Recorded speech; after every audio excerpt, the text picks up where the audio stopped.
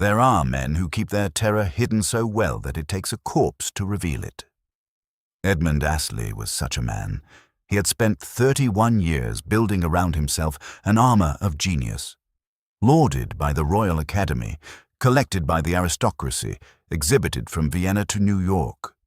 And not one person among his considerable circle of admirers had known, until the morning they found him dead in his studio, with every lamp in the house blazing and the curtains nailed to the walls, that Edmund Astley had been frightened of the dark. I should say at the outset that this case came to us in the autumn of 1895.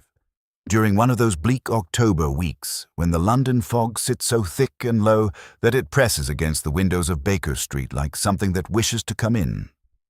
Holmes had been between cases for 10 days and had, as was his custom during such intervals, become progressively more intolerable as a companion.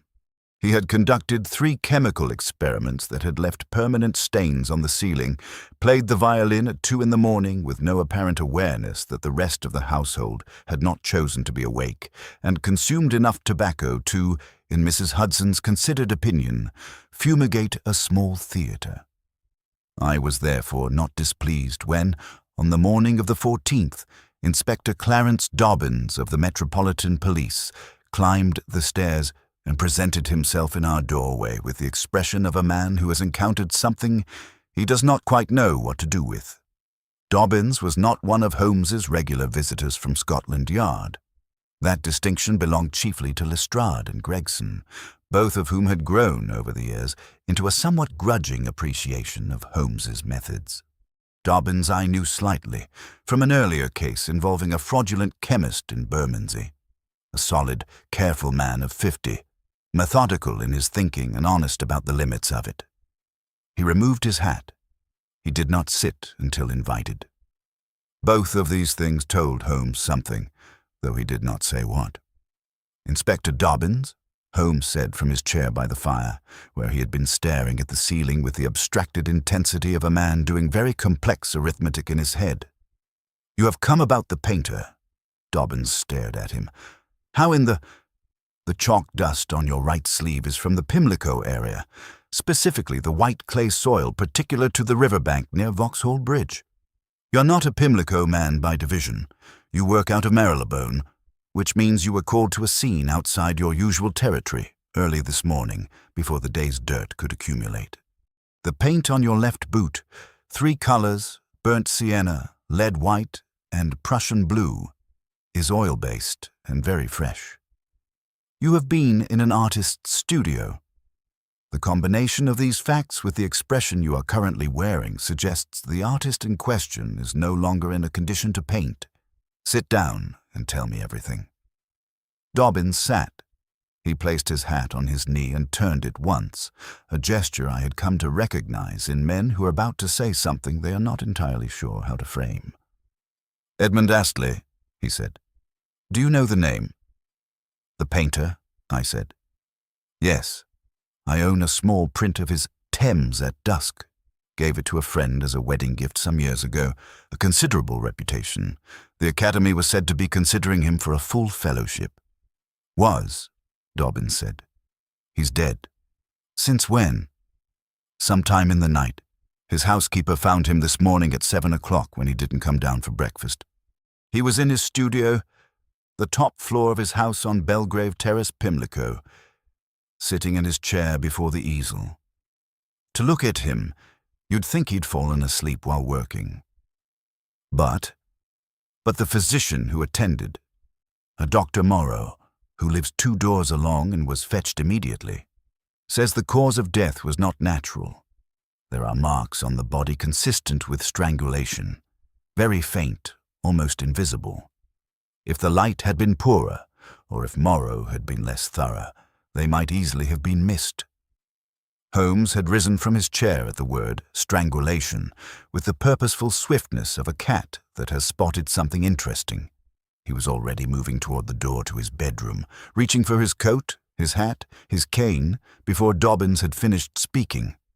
"The lamps," Holmes said, pausing with one arm through his sleeve. "You said every lamp in the house was burning." Dobbins blinked. "I didn't say that. You were going to. The detail is in your face. The thing that puzzled you most, the thing that doesn't fit the straightforward picture of a man found dead in his studio. The lamps. Were they burning? A long pause. All of them. Studio, landing, bedroom, hallway, kitchen. Every gas bracket in the house was on. And on the outside of the studio door, yes, there was a bolt, a new bolt. The screws hadn't even darkened yet, it was so recently fitted. Bolted from the inside. The housekeeper had to fetch the footman to force the lock. Holmes's eyes were very bright. "Watson," he said, "your coat, please. This will not wait." Belgrave Terrace was a handsome row of succeed houses set back slightly from the road, the kind of street that has seen better days without quite admitting it. The paintwork a little dull, the railings a little rusty, but the bones solid and the address still respectable enough to matter. Number 11 had a constable posted at the door and a small cluster of onlookers maintained at a respectful distance by a second constable who had the patient, slightly martyred expression of a man who has been standing in the cold for some time. The house inside was warm and bright, oppressively bright. Dobbins had not exaggerated. Every gas bracket was lit. The hallway, the staircase, the landing, all blazed with a yellow, unwavering light that should have been cheerful and was instead profoundly unsettling, the way a face frozen in a smile is unsettling when you look at it for too long. Holmes paused at the foot of the stairs and looked up. He said nothing, but his hand tightened almost imperceptibly on the handle of his cane. We went up. The studio occupied the entire top floor. A vast, north-facing room with skylights set into the sloping ceiling and tall windows along the eastern wall, all of which were covered. Not by curtains. Curtains had been there originally. You could see the rings. But by heavy canvas, tacked and nailed to the window frames with the thoroughness of a man who means for no gap to remain. The effect was claustrophobic, even in full daylight. With the gas lamps burning, 4 of them, 1 in each corner, supplemented by 2 standing oil lamps brought up from somewhere below. The room was sealed entirely against the night, against any darkness. Edmund Astley sat in a high-backed wooden chair before his easel, as Dobbins had described. He was a man of about 60, lean and long-fingered, with a striking face, strong jaw, a broad brow, deep-set eyes now permanently closed. He had been handsome, in the angular, weathered way of a man who has spent a great deal of his life in the kind of concentration that carves a face into something more interesting than mere good looks. He wore a painter's smock over his clothes, and his hands, resting in his lap, palms upward, were stained with the same colors I had seen on Dobbins' boot. Sienna, white, and that deep Prussian blue. On the easel before him was a canvas, half-finished, more than half, perhaps 2/3 complete. It was a portrait, a woman, dark-haired and pale-skinned, painted with the same meticulous attention to light and shadow that distinguished Astley's known work. She was rendered from the waist up, against a background that was still largely blocked in. Dark, indeterminate, somehow oppressive despite being unfinished. The woman's expression was difficult to read. Not quite serene, not quite frightened. Something between the two, something that occupied an uncomfortable middle territory. Holmes spent 15 minutes in the room without speaking. He moved around the perimeter, examining the sealed windows, the arrangement of the lamps, the door with its new bolt. He examined Astley's hands with his glass, then the collar of his smock, then the floor around his chair. He stood before the unfinished portrait for a very long time. "Dr. Morrow," Holmes said at last. The physician, a spare, grey-haired man who had been waiting with commendable patience in the corner, stepped forward. "The marks," Holmes said. "Show me." Morrow drew back Astley's collar with careful fingers. The marks were there, faint, discolored, a barely there shadow of pressure around the throat that would have been invisible to anyone not specifically looking for it. "Ligature?" Holmes asked. "Almost certainly. Very thin cord, or wire, applied from behind, from the left side, which suggests a right-handed assailant. The pressure was maintained long enough to cause death, but brief enough, I think, that there was no struggle. No defensive wounds on the hands, no overturned furniture. He was seated already when it was applied. He may not have known what was happening until it was too late.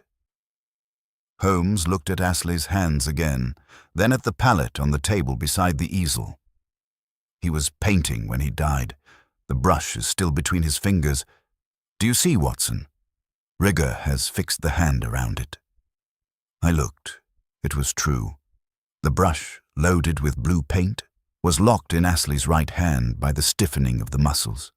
He had been at work, and then he had been killed, very quickly and quietly, in the middle of a brush stroke.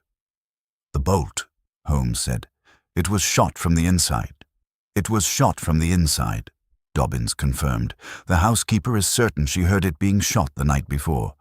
She said it made a distinctive sound, like a rifle bolt, and she heard it when she brought Astley his supper at 9 o'clock. She left the tray outside the door, knocked, heard the bolt, and took that as her signal to leave.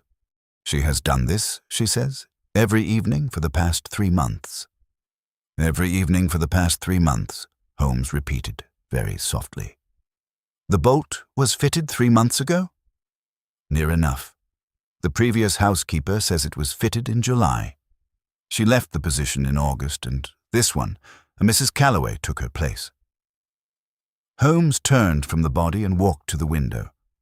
He traced the edge of the canvas nailed over the glass with one finger, examined the nail heads, bright, unrusted, and then stood looking at the grey London morning that pressed against the canvas from the other side, unable to enter. "Watson," he said without turning, "how long has Edmund Astley lived in this house?" "I have no idea.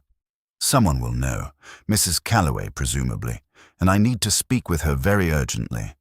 But first—" He turned back to the room, and his gaze went to the portrait on the easel, to the dark-haired woman with her unreadable expression, staring out from the canvas with the peculiar, penetrating quality that a gifted portraitist can invest in a painted face. "Who is she?" Nobody answered. Nobody knew. Mrs. Calloway was a stout, capable woman of about 55 who received us in the kitchen with the composed efficiency of someone who has dealt with a crisis and has no intention of being undone by it, however distressing the circumstances. She had been with the household, she told us, since August, replacing a Mrs. Pierce who had left without notice, which was irregular but not, she implied, entirely surprising given certain aspects of the position. "What aspects?" Holmes asked. Mrs. Calloway set down her teacup with precision. Mr. Astley's habits. He was what I would call a demanding employer, and I don't mean that unkindly. He was not unkind, not at all. He was always courteous, and his terms were generous. But his requirements were unusual. The lights. She looked at Holmes with something that was not quite surprise. Yes. Every lamp in the house was to be lit from dusk until dawn, not just in the rooms he was using, all of them. The cellar had lamps I was required to check each evening. The attic, which no one used, had 2 gas brackets that were to remain burning through the night. When I first came to the position and asked Mr. Astley about it, he said— She paused. "He said what?" Holmes prompted gently. "He said, 'Mrs. Calloway, the dark is not to be trusted.' Just that. No further explanation, and I knew better than to ask for one." "When did this begin? The lamps? Was it always his habit, or did it begin at some specific point?" Mrs. Calloway considered. "The previous housekeeper might know better than I, but from what I understand, and from what Mrs. Pierce mentioned when she came to collect her reference, Mr. Astley's habits changed about 4 months ago. Before that, he kept ordinary hours and ordinary lights, like any respectable gentleman. Then, in June, something happened. Mrs. Pierce wouldn't say what. She only said she couldn't stay in a house where the atmosphere had become, she used the word, peculiar, and that she had seen something one evening that she would rather not have seen. Holmes straightened. What had she seen? She wouldn't say, I pressed her, but she went quite white and said she'd said more than she should. She left very quickly after that. Do you have her address? I do. She's gone to her sister in Clapham. Holmes made a note. Then, Mrs. Calloway, in the 3 months you have been here, has anyone visited Mr. Astley? Any regular callers, friends, colleagues, professional associates? A few. His agent, a Mr. Crowe, came every month or so to collect finished canvases. A younger painter, one of his students, I believe, a Mr. Fenwick, called occasionally for instruction. And there was... She stopped. Yes, there was a woman. She came 3 times, always in the evening, always unannounced. She never gave her name. Mr. Astley would see her in the studio. I was told to bring tea and then leave. She was always gone by the time I came to clear away. Describe her. Mrs. Calloway's eyes went involuntarily to the ceiling, toward the studio above us. Dark hair, pale, slender, rather striking in a severe sort of way. She had the manner of someone who is accustomed to getting what they want, though she was perfectly polite. She always wore black, not mourning, just black. And she carried a small case, the kind a physician might carry, though she was clearly not a physician. Holmes looked at me. I looked at Holmes. The portrait, I said. The portrait, he agreed. We located Edmund Astley's agent, Cornelius Crowe, at his gallery on Berry Street, St. James's, that same afternoon. Crowe was a sleek, prosperous man in his middle 40s, the kind of man who has spent so long cultivating an air of connoisseurship that it has become indistinguishable from his actual personality. He received the news of Astley's death with an expression of genuine shock that was, I thought, not entirely free of calculation about what the death would mean for the value of the existing inventory. Murder, he repeated, as though the word were a foreign term he was hearing for the first time. But who would? Astley had no enemies. He was... Well, he could be difficult, certainly.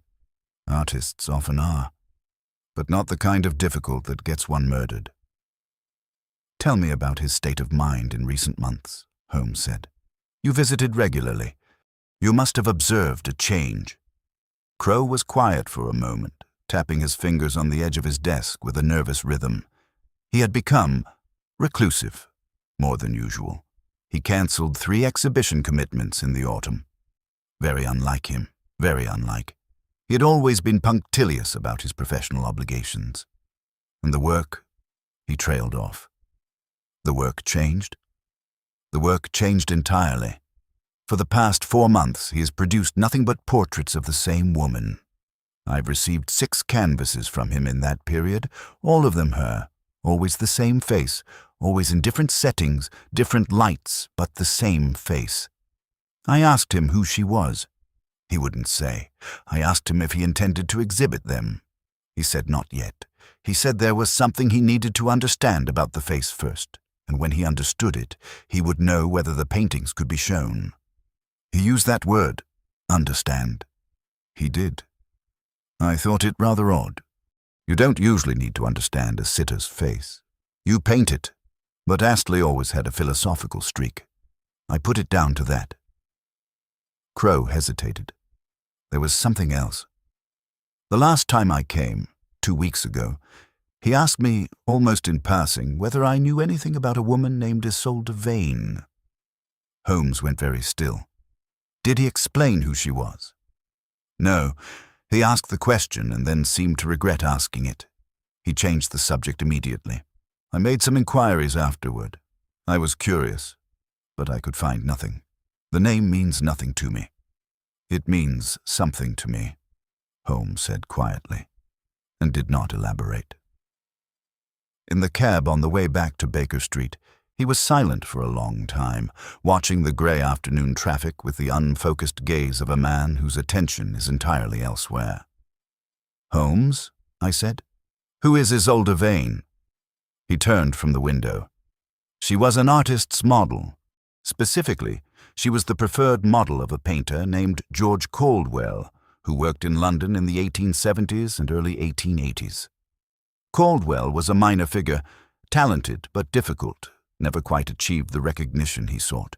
He died in 1883. The cause of death, as recorded at the inquest, was heart failure. He was 51 years old. And the inquest found nothing suspicious.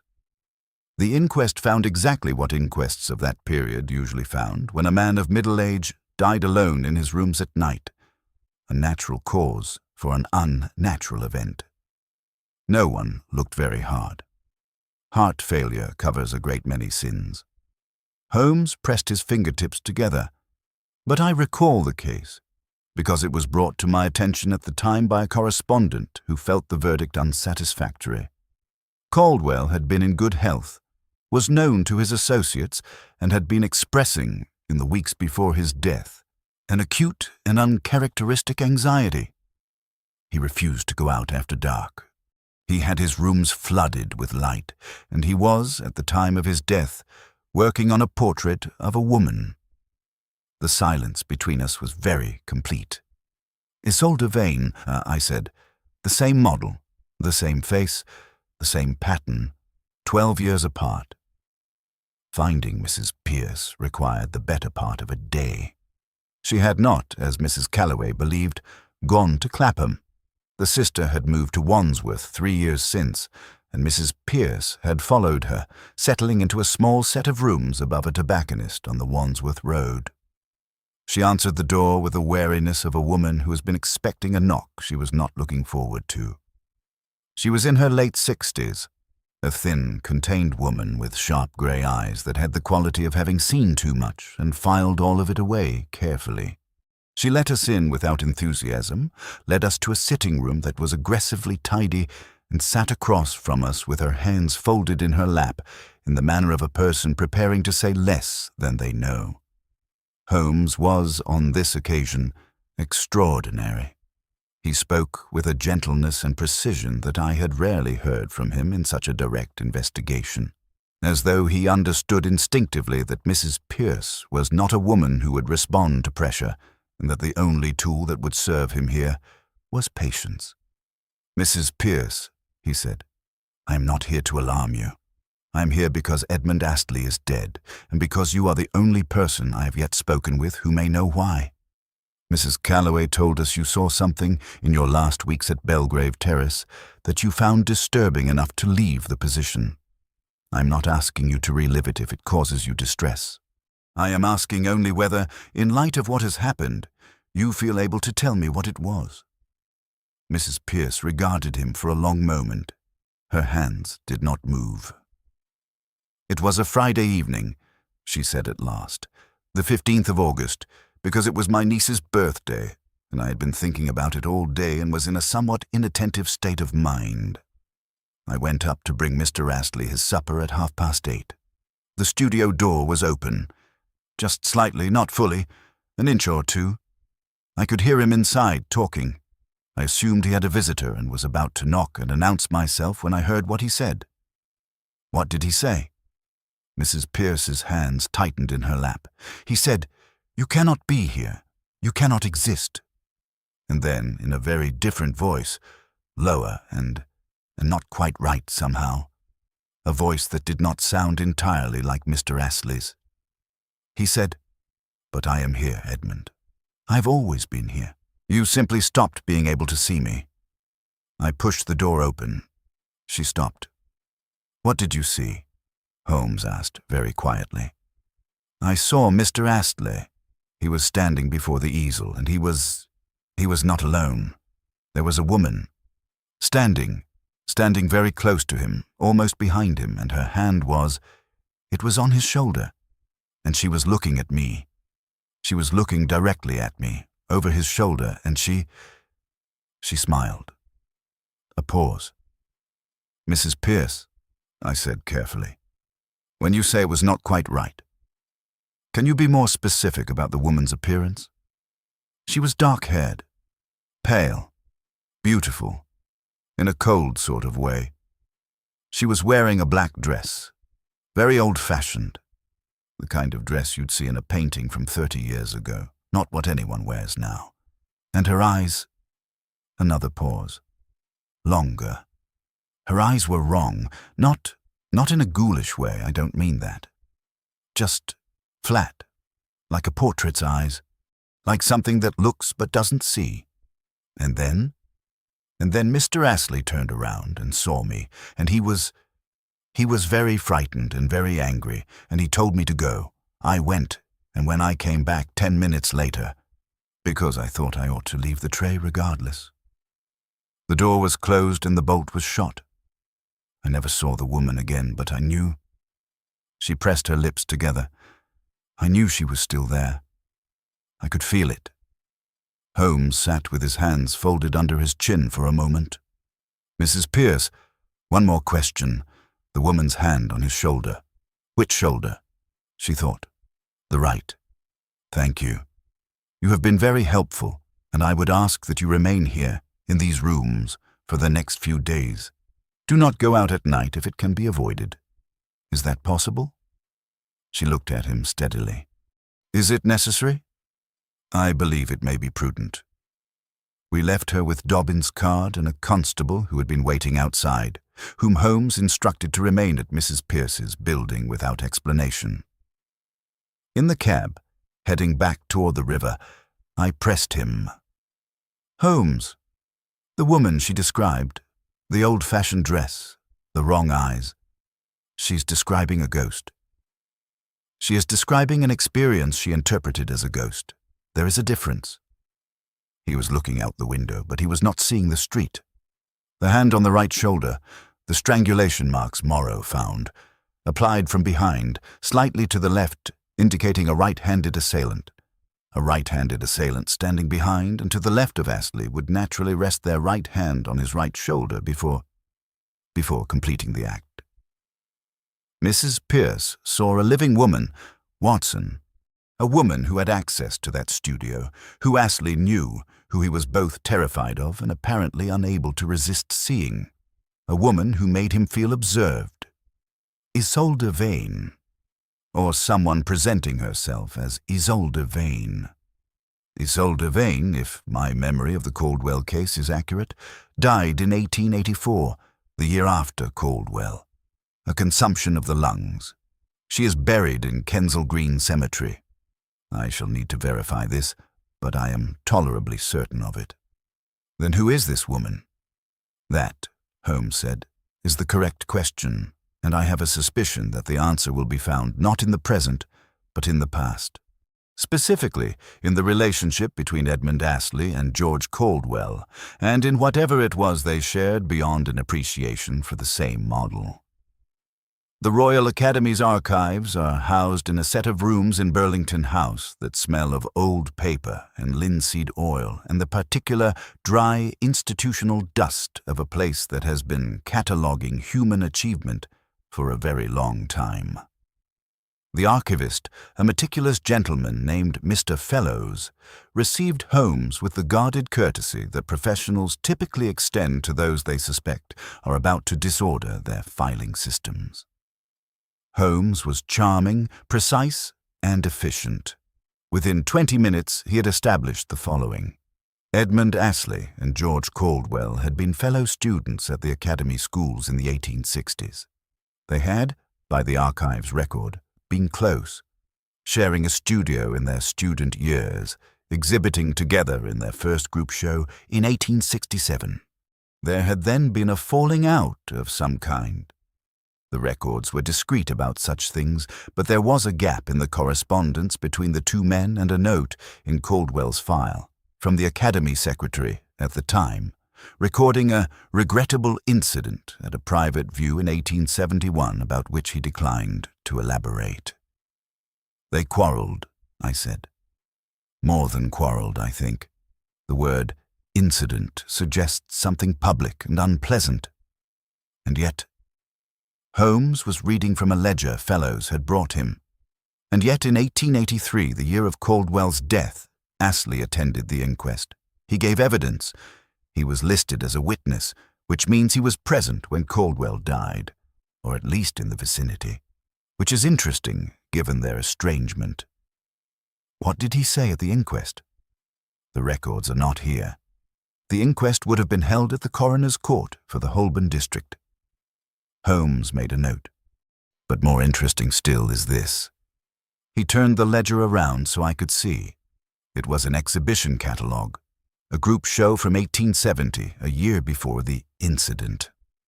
Among the works listed was one by Edmund Astley, titled Portrait of Isolde, Study, and beside it by George Caldwell, The Model at Rest. They shared her, I said. They shared her model. Whether they shared anything else is a question the records cannot answer, but consider, two painters, close friends, both painting the same woman. A rupture between them serious enough to end the friendship. 12 years of silence. Then Caldwell dies alone in a lighted room with the same marks on his throat that Astley had on his. And now, 12 years after that, Astley dies in the same way. The same killer cannot be responsible for both.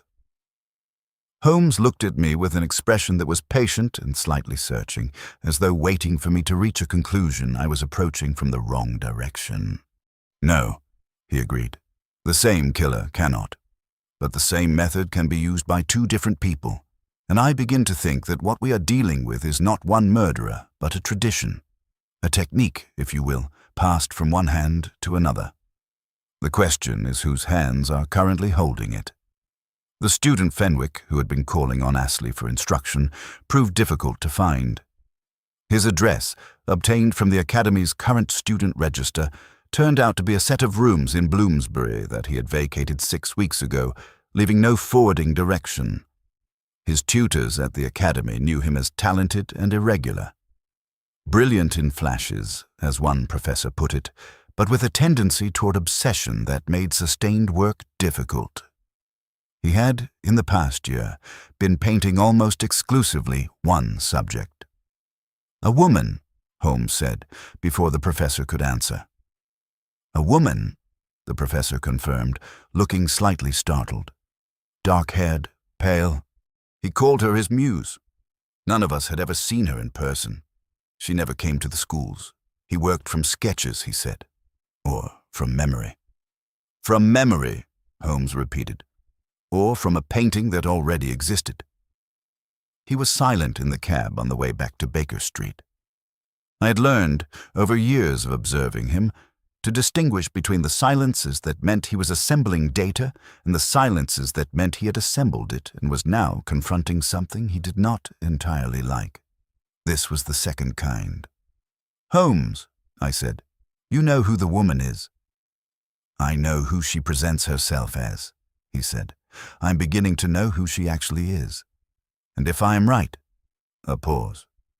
If I am right, then we are dealing with something that has been constructed over a very long time and with a great deal of patience and intelligence. And the next victims, if we do not move quickly, will be whoever is currently painting her face. He leaned forward and tapped the roof of the cab. Driver, change of direction, Brook Street, Mayfair. Brook Street in Mayfair is the kind of address that carries weight in certain circles. The circles of old money and older reputation, where a house number is itself a kind of credential. Number 47 was a narrow but immaculate Georgian terrace, the brasswork polished to mirror brightness, and the steps whitened with the dedication of a household that understands the relationship between appearances and standing. Holmes rang the bell. We waited. The woman who opened the door was not a servant. She was perhaps 35, dark-haired, pale-skinned, slender. She wore a black dress that was not quite fashionable, and not quite unfashionable. A dress that somehow occupied no particular decade, as though its wearer had chosen it specifically for its temporal ambiguity. Her face was striking, high cheekbones, deep-set dark eyes, a mouth that was composed into a curve that was not quite a smile. Holmes looked at her for a long moment. She looked back at him with an expression of absolute equanimity. Miss Vane, Holmes said, or I suppose I should say, Miss Caldwell. The not-quite smile remained. I wondered how long it would take you, she said. You had better come in. Her name was Rowena Caldwell. She was George Caldwell's daughter. Born 1860, the records would later show, to George Caldwell and an actress named Agnes Fowler, who had died when Rowena was 4. She had been raised by her father in a succession of studios and lodging houses, surrounded by painters and their models, developing an education that was eccentric, incomplete, and in certain respects extraordinary. She led us to a sitting room on the first floor that contained very few pieces of furniture, but a great many paintings. Predominantly portraits, predominantly of the same face, rendered in a dozen different styles. Her own face, or the face she presented as her own, gazed back at us from every wall. It was a disorienting experience, like entering a mirror. "George Caldwell killed himself," Holmes said. He did not sit. He stood at the center of the room, turning slowly, examining the paintings. He died in 1883, and the inquest returned a verdict of heart failure because there was no evidence of any other cause. But Edmund Astley was present.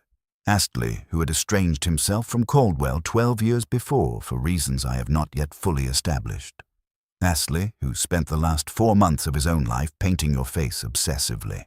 And you are George Caldwell's daughter. "You are very thorough, Mr. Holmes," she said. She had sat, composedly, on the only chair, a high-backed thing that put Holmes and I at a slight disadvantage, looking up at her. It was deliberate. Everything about this woman was deliberate. "What did Edmund Astley do to your father?" Holmes asked. "That is what all of this is about, isn't it? The lights, the bolted door, the portrait he couldn't stop painting because he couldn't stop seeing your father's face in yours. What did he do?" A silence. The paintings watched us from every wall.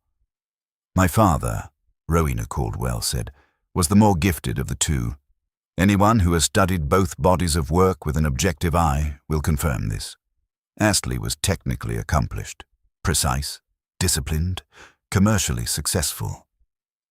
My father was something rarer. He was genuinely original.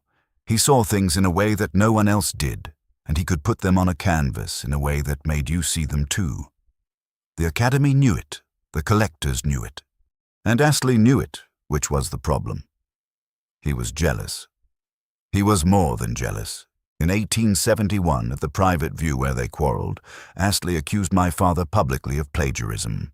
He claimed that my father's breakthrough work, The Watcher, which had just been accepted for a major group exhibition, was based on a sketch that Astley had made and that my father had copied without acknowledgement. It was not true. The sketch existed, but it was mine. My father had allowed me to draw in his studio since I was a child, and the composition was mine. Astley had seen it there and reversed the accusation. Was he believed? Sufficiently. The Watcher was withdrawn from the exhibition. The whisper went around the Academy. My father's reputation never fully recovered. He continued to paint. He could no more stop painting than he could stop breathing. But the recognition he should have had, the fellowship, the major commissions, the place in the permanent collection, all of it passed him by. He drank. He became isolated. And in 1883 he died in his rooms alone. The inquest said heart failure. It was not heart failure. Holmes's expression did not change. What was it? It was despair. He had stopped eating. He had stopped sleeping. He sat in his studio in the dark. He stopped lighting the lamps, eventually, because the dark suited the way he felt. And he simply stopped. The physician listed heart failure because the heart does eventually fail, and because listing despair on a death certificate is not within the conventions of medical practice. But you know as well as I do, Mr. Holmes, that a man can be killed without a weapon. And you blame Astley. I have always blamed Astley. I was 23 when my father died. I had watched him destroyed slowly over 12 years by a lie told by a man who needed to diminish him in order to feel adequate himself. And Astley went on. Astley got the fellowship, the major commissions, the place in the collection. Astley did, in 20 years, everything that my father should have done. And no one asked questions. No one connected the lie of 1871 to the death of 1883. No one but me. Holmes walked to the window and stood there, his back to the room for a moment. When he turned back, his voice carried a careful, deliberate weight. "Miss Caldwell, Edmund Astley is dead. The marks on his throat are those of ligature strangulation. You had access to his studio. You match the description of the woman who visited him repeatedly in the weeks before his death, and you have just told me that you held him responsible for your father's destruction." She looked at him without flinching. "I know what you are implying." "I'm not implying, I'm stating. The question is whether you will answer." "The question," she said, "is whether you have any evidence, beyond a description which could apply to 100 women in London, and a motive which I have not denied." Her eyes were perfectly steady. "I did visit Astley 3 times. I presented myself to him as Isolde Vane's niece, Isolde Vane being the model who sat for both my father and Astley in the 1870s and who is dead, which made the presentation convenient. I told him I was researching my aunt's history as a model and that I wished to know about the paintings for which she had sat. He was nervous, but cooperative. He was? You're right that he seemed to feel observed by me. He kept painting my face. I believe, and this is speculation, though educated speculation, that he saw in me a resemblance to my father. George Caldwell and Isolde Vane were involved for some years. It is possible that I inherited more than one resemblance.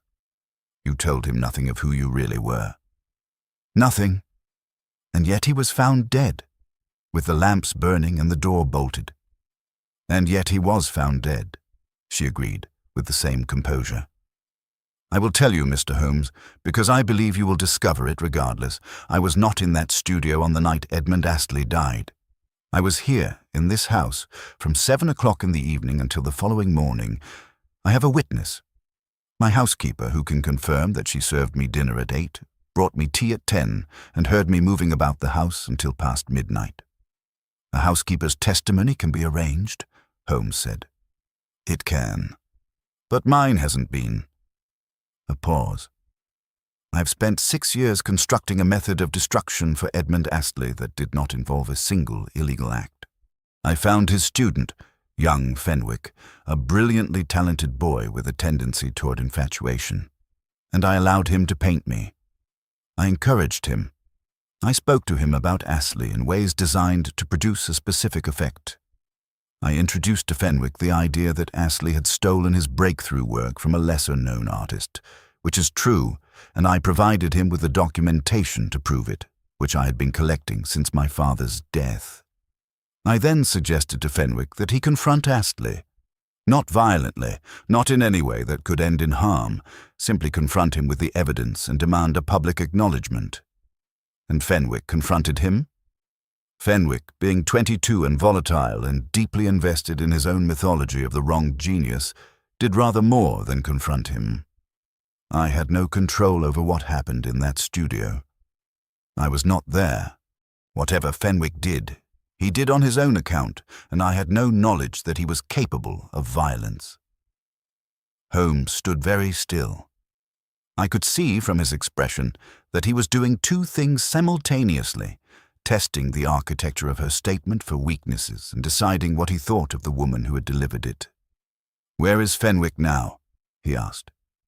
"I have no idea. He left London after, I assume, what happened. He told me he intended to go abroad. France, perhaps, or Italy." He spoke of Barbizon.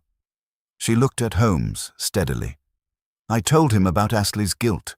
I did not tell him to act on it. The line between those 2 things matters, Mr. Holmes. It matters enormously to me. It may matter less to a jury. It may. But you will have to find Fenwick first." Holmes dispatched 3 telegrams within an hour of leaving Brook Street, one to Dobbins, directing him to circulate a description of Fenwick to the Channel ports, one to his network of irregular agents with the same instruction. and one to his brother Mycroft at the Diogenes Club, requesting a discreet inquiry through channels that Holmes declined to specify, but which I had learned, over years, were considerably more extensive than official ones. In the meantime, he returned to Belgrave Terrace. The studio had not been sealed by the police.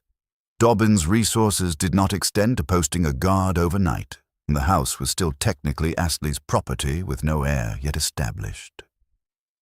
Holmes let himself in with a skill that continued to embarrass me slightly after so many years, and we went up to the studio in the bright, terrible noon light. He spent an hour there. He examined every canvas leaning against the walls. There were 7 portraits of Rowena Caldwell, though none of them bore her name. With his lens, examining the surfaces inch by inch. He examined the chair in which Astley had died, running his fingers along the back rail. He examined the door and the bolt, the bright, new bolt, recently fitted, which had been shot from the inside. "Holmes," I said, "the bolt. If Astley bolted the door from inside and was found dead inside a bolted room, how was the killer inside?" "The killer was already inside," Holmes said, "or the bolt was shot after the killer had left. But Mrs. Calloway heard it shot from the inside. She heard it as she delivered the tray. Before the killer arrived. The bolt was shot at 9 o'clock, when Astley bolted himself in for the night, as was his custom. It was shot from the inside because Astley himself shot it. The killer then—" Holmes went to the window. He examined the nailed canvas very carefully. Then he ran his hand along the edge, and at the lower left corner, he stopped. "Here," he said. I came to look. At the lower left of the canvas, where it was tacked to the frame, one of the tacks was missing. The canvas edge was slightly raised, perhaps half an inch, creating a gap between the cloth and the window sill. Holmes produced his lens. He examined the gap. He examined the window catch visible through it. He straightened. "The window was open from outside," he said. "This sash can be raised from the outside with a thin implement inserted through this gap. You can see the scratch marks on the paint of the sill. Very fresh. Someone stood on the exterior ledge. This is the top floor, but there is a decorative stone ledge below the roofline that a person of agility could reach from the adjacent building's drain pipe," and manipulated the catch. They then raised the sash, entered through the gap between the canvas and the frame. The canvas is tacked, not nailed, at this one corner, specifically to permit this, and crossed the studio to where Astley sat painting. And Astley sat there and allowed it. Holmes was quiet for a moment. No. Astley sat there and did not know. He was at his canvas, working in the bright light that he had filled the room with to keep the dark out. And the dark came in anyway, from behind, from the one angle he was not watching. From precisely the angle that his fear had never considered, because his fear was of the dark beyond the windows and the dark beyond the door. Not the dark behind the painter, who is lost in his work and cannot see what moves in the space at his back. He stood in the center of the room, looking at the half-finished portrait on the easel. The dark-haired woman looked back from the canvas, her expression still that ambiguous, uncomfortable midpoint between serenity and dread. She had him painting toward his own destruction, Holmes said. He couldn't stop. 6 months of returning to the same face, trying to understand what was in those eyes, what they were telling him, and all the while, the door being mapped, the window being assessed, the approach being planned. By Fenwick,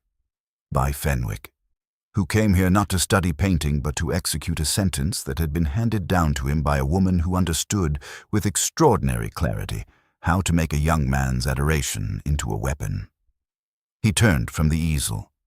"We need to find Fenwick before he leaves England, and we need to decide what to do about Rowena Caldwell."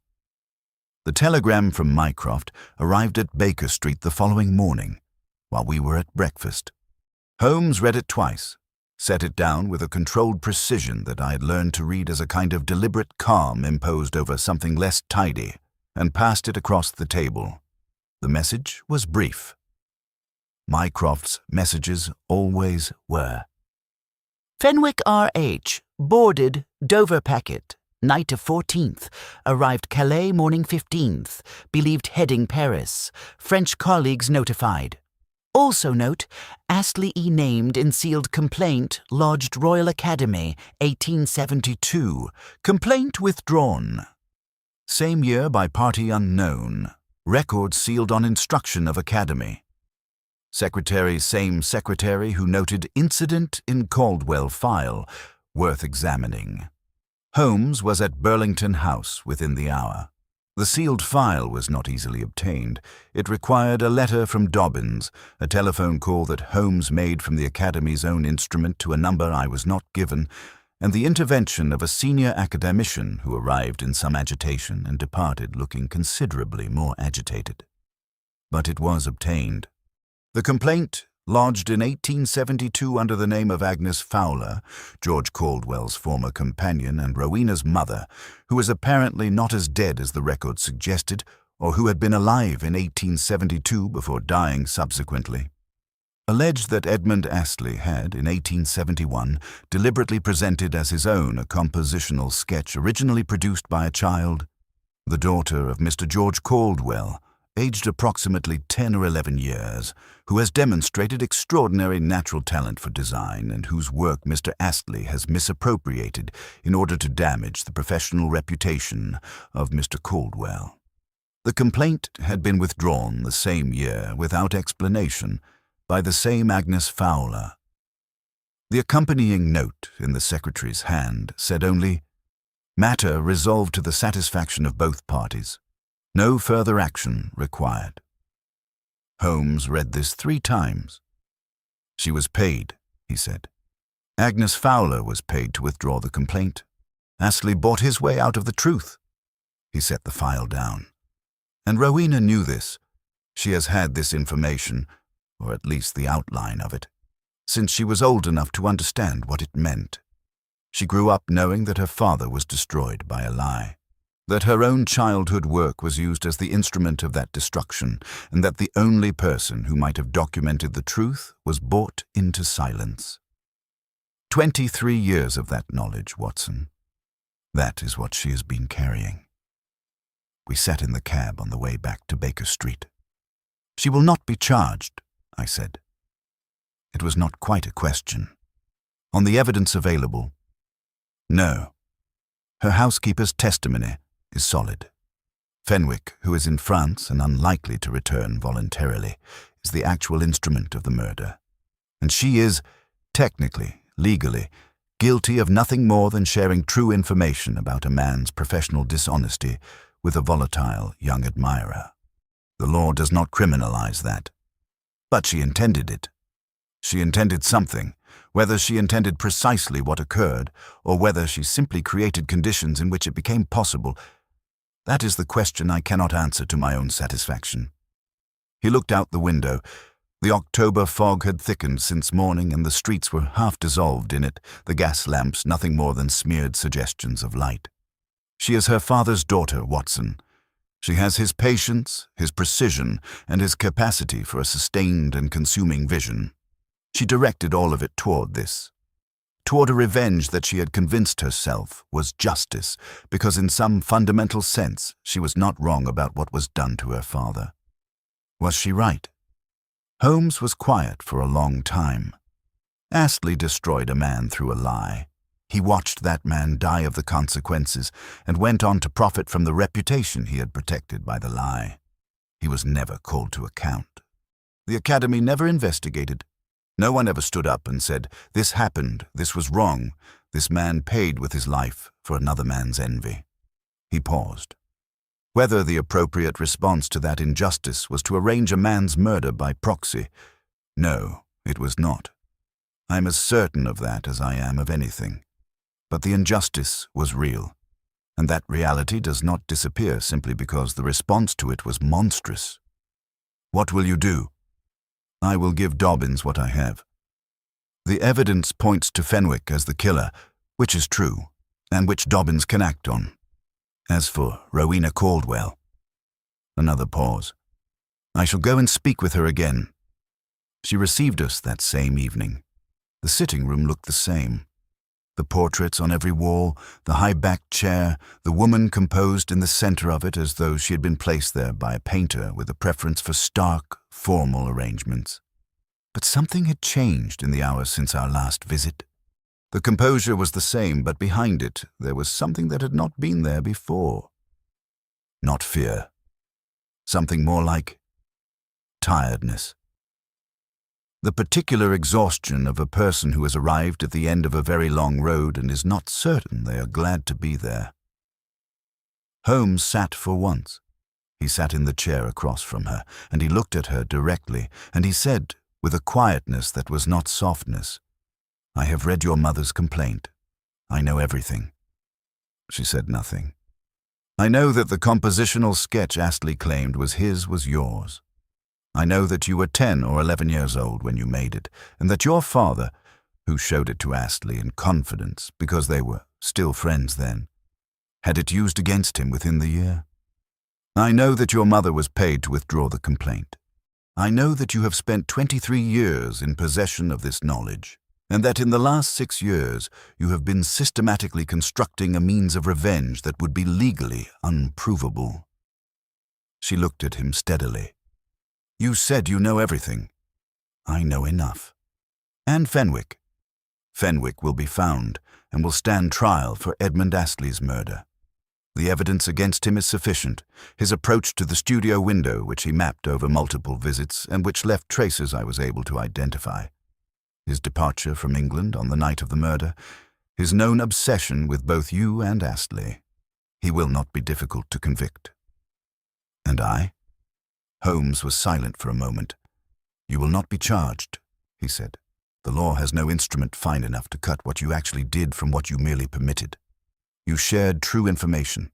You allowed a young man's passion to develop in a direction you understood and directed. You never touched Astley. You never told Fenwick to kill him, and I cannot prove, will not be able to prove, that the specific outcome was your intention rather than a consequence you failed to prevent." She held his gaze. "But you know it was my intention." "Yes," Holmes said. "I know it." A silence. The portraits watched from every wall. The same face, the same dark eyes, repeated endlessly as though reality had been looped back on itself by someone with too great a commitment to a single vision. "My father," she said. It was the first time in either of our conversations that her voice had changed, had moved from the controlled, precise instrument she had been deploying and become something raw, something that had not quite been shaped by her before it emerged. "He was the better painter. You understand that, don't you?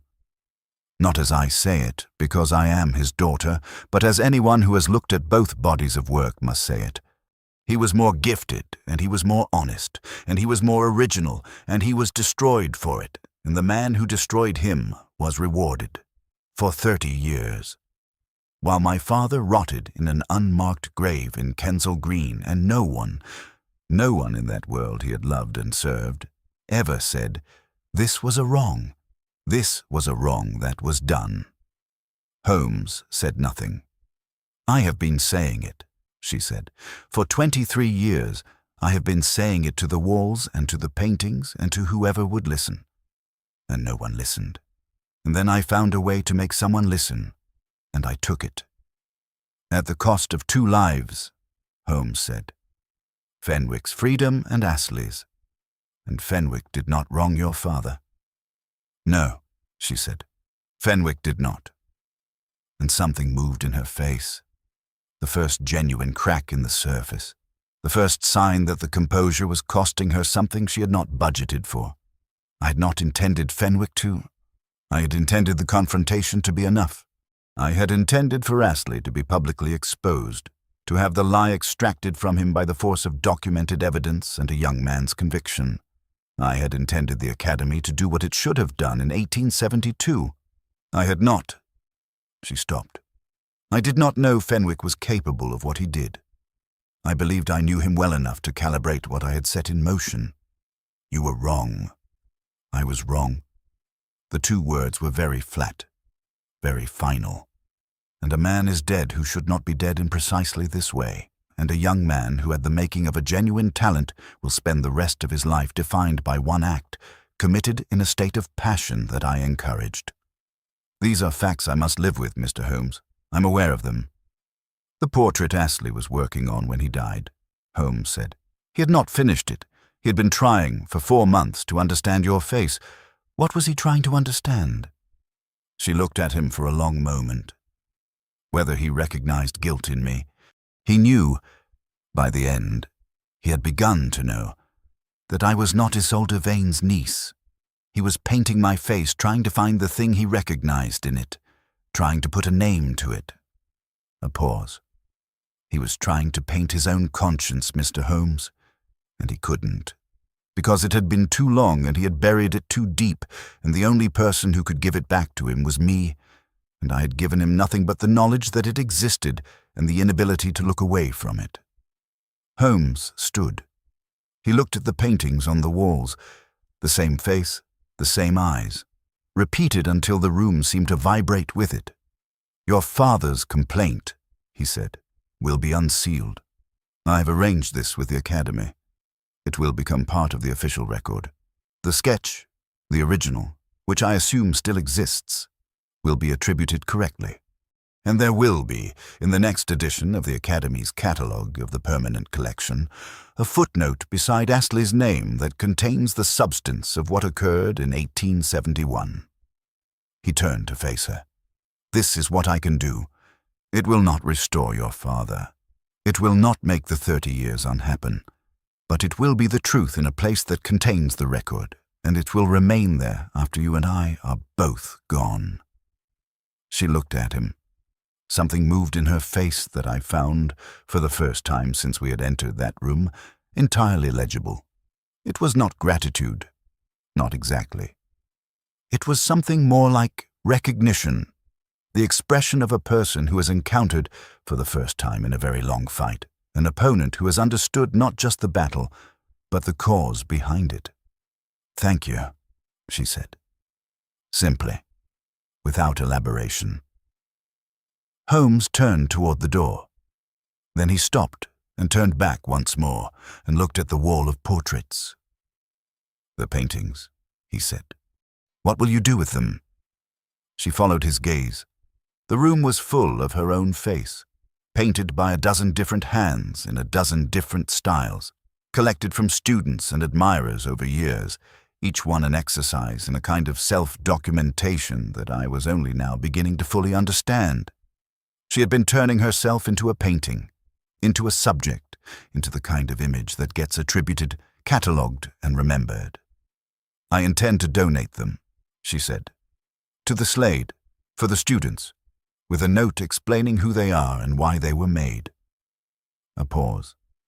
And one of them, the first one my father painted of Isolde, which came to me when he died, I intend to give to the Academy, for the permanent collection, with his name on it correctly attributed, and the date, 1869, before any of it happened. Holmes nodded once. He looked at the paintings a moment longer. He was the better painter, he said very quietly. I have seen enough of both bodies of work today to say so. You were right about that. He left without another word.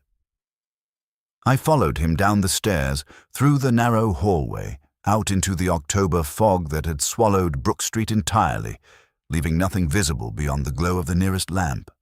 One small, determined circle of light in all that pressing, patient dark. Fenwick was apprehended in Paris, in a boarding house near the Gare du Nord, 10 days later. He had been painting. His landlady reported that he had barely left his room since arriving and had filled several canvases with the same woman's face. He surrendered without resistance. He was extradited to England and tried in the spring of 1896. He was convicted of the murder of Edmund Astley and sentenced to life imprisonment. He maintained throughout his trial that he had acted alone and on his own judgment, and that no person had incited him to violence. This was, in the strict legal sense, true. Rowena Caldwell was not charged. Holmes attended the first 2 days of the trial and left before the verdict, which was, I think, unusual for him. He did not explain, and I did not ask. The Academy's sealed file was unsealed in November of 1895. The footnote in the catalogue was added in the following year's edition. A small article appeared in the Burlington magazine in early 1896, written by a critic who had evidently been given access to the documentation, attributing the compositional sketch of 1871 correctly and reassessing George Caldwell's place in the history of the period. The article attracted moderate interest among specialists and was otherwise largely unnoticed. Which is, I suppose, how these things tend to go. A lie burns brightly. The correction is a candle in fog. Holmes did not speak of the case for several weeks after its conclusion. Then, one evening in December, when we were sitting by the fire and the first real cold of winter had arrived and pressed itself against the Baker Street windows, he said, without preamble, without context, in the manner of a man who has been turning a thought over for a long time and has finally found the angle at which it can be expressed. The dark he was afraid of. Astley, do you understand what it was? His own conscience, I said. His own knowledge. He had known every day for 30 years what he had done. He had carried it so long and buried it so deep that it had become part of the structure of him. Load-bearing, unreachable, invisible to everyone including himself, until she stood in his studio and looked at him with her father's eyes, and he felt the whole structure begin to shake. Holmes stared into the fire. He lit every lamp in the house because he believed the dark was outside. He bolted the door because he believed the threat was external. And what destroyed him had been inside all along, in the very act of painting, in the very thing he thought was sustaining him. The portrait. The portrait. He kept returning to her face because he could not name what disturbed him about it. He painted her face and could not catch what was wrong in it. Because what was wrong in it was not in the face at all. It was in the painter. The recognition he was chasing was a self-recognition, and he never quite arrived at it. A pause. Or perhaps in the very last moment he did. Perhaps that is why he was sitting so still, with the brush still in his hand, making no sound, putting up no fight. Perhaps he had, in the instant before Fenwick came in from behind, finally seen what the portrait was showing him, and he had no strength left to resist either the knowledge or what followed it. I said nothing. The fire crackled. Outside, London went about its business. Cabs and footsteps and the distant, muffled sounds of a city that never entirely sleeps, that holds within its darkness 1,000 lit rooms, where men and women sit in the small hours, telling themselves that the lamps are sufficient, that the bolts are strong enough, that the darkness cannot find what the darkness is already inside. She was extraordinary, Holmes said very quietly. In a different life. A life in which she had been permitted to be merely what she was, rather than what she was forced to become. She might have been remarkable. She had the mind for it. He reached for his pipe. I hope she paints. I hope she finds something worth painting. He said nothing further on the subject. He lit his pipe and turned to the chemical notes that had been sitting on the table all evening, and the Baker Street sitting room resumed its familiar rhythms, and the case of the painter who feared the dark receded into the large and intricate archive of what Holmes called the imperfect conclusions, the cases where the facts had been established and the culprit identified, and justice, in its imprecise and incomplete way, had been served, but where the question that lay beneath the case, the human question, remained stubbornly, irresolvably open. He kept one thing from the case. Not a trophy. Holmes did not keep trophies. And not a memento, exactly. A small painting, perhaps 12 inches square, that Rowena Caldwell sent to Baker Street the following spring with no note attached. It was a portrait of George Caldwell, painted from memory by his daughter, a man of perhaps 40, lean and dark-eyed, with a painter's hands and an expression that was difficult to read, but that contained, somewhere in it, a quality that I could only call precision. the quality of a person who has looked at the world very carefully and sees it clearly, even when the world would prefer not to be seen. Holmes hung it on the wall of his study, between the chemistry bench and the shelf of criminal monographs, where the morning light could reach it. He never explained why.